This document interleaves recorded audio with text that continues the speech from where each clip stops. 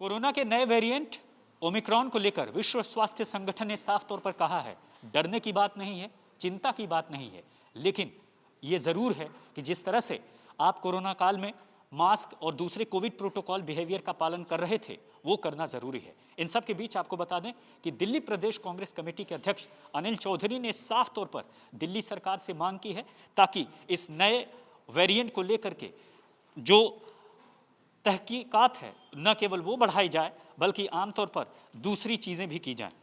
क्या मांग कर रहे हैं आप सरकार से? देखिए, दो तीन चीज़ें हैं। सबसे गंभीर विषय है कि जो एक नया वेरिएंट आया है, 32 बार कोरोना ने अपना रूप बदला है। आपका जो रूप बदल के आया है वो कोरोना से जो साउथ अफ्रीका से शुरू हुआ है, ये चिंता का विषय है। हालांकि WHO बोल रहा है कि घबराने की जरूरत नहीं, लेकिन ये भी एक बड़ा विषय है कि जो अब तक डेल्टा वेरिएंट महीने भर में जो गति से बढ़ता था, ये 15 दिनों में बढ़ रहा है।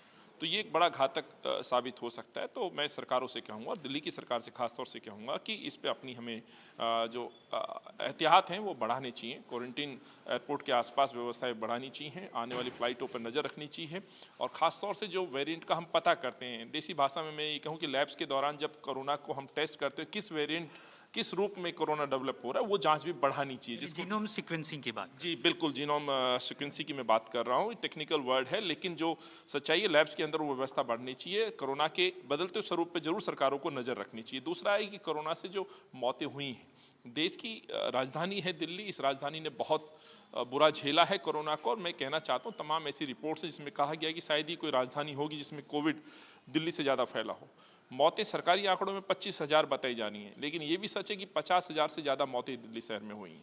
कई बार ये कंप्लेंट आती है कि भाई नॉन कोविड में दर्शा दिया गया, उसमें डायरेक्शन आती है सुप्रीम कोर्ट और कोर्ट ने आदेश दिए कि भाई इसको आप इस तरह से ना देखें। अभी मांग क्या करेंगे सरकार? हमने ये अरविंद को चिट्ठी लिखी है, हमने 25 तारीख को चिट्ठी लिया। आज हमने इसलिए उनसे आपके माध्यम से भी आवाज़ पहुँचा रहे हैं कि प्लीज़ ये जो मौतें दिल्ली में हुई हैं, जो लगभग आप स्वीकार करते हैं कि 25,000 से आप 50,000 की आपने घोषणा की, उसमें भी बहुत सारी कमी और खामियां हैं जो हमारे पास सूचनाएं आ रही हैं।